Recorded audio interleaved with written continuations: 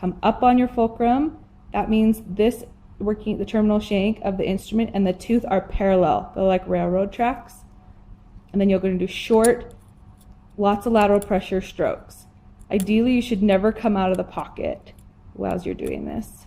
Then to stop, you're going to close back to 0. The face is going to go back on the tooth. And you're just going to wiggle it out of the pocket like that.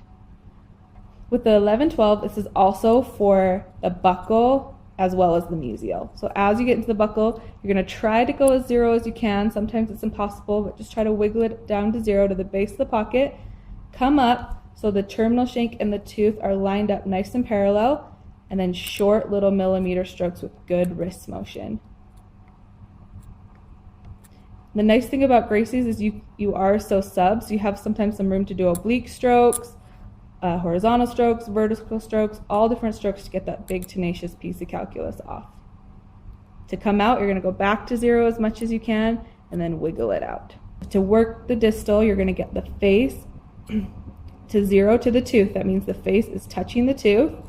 You're going to wiggle it sub underneath that calculus, come up all the way so this terminal shank and the tooth are nice and parallel, nice and straight together, and then short little millimeter working strokes.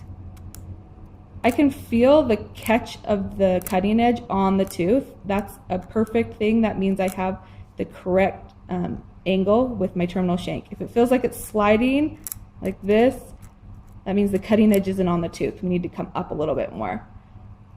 How you work the Gracie 1-2, start at 0, same as all your Gracies, and that face is on the tooth. You're going to wiggle it sub, come up. It's a full 90-degree turn, so it's kind of a lot in a tiny area.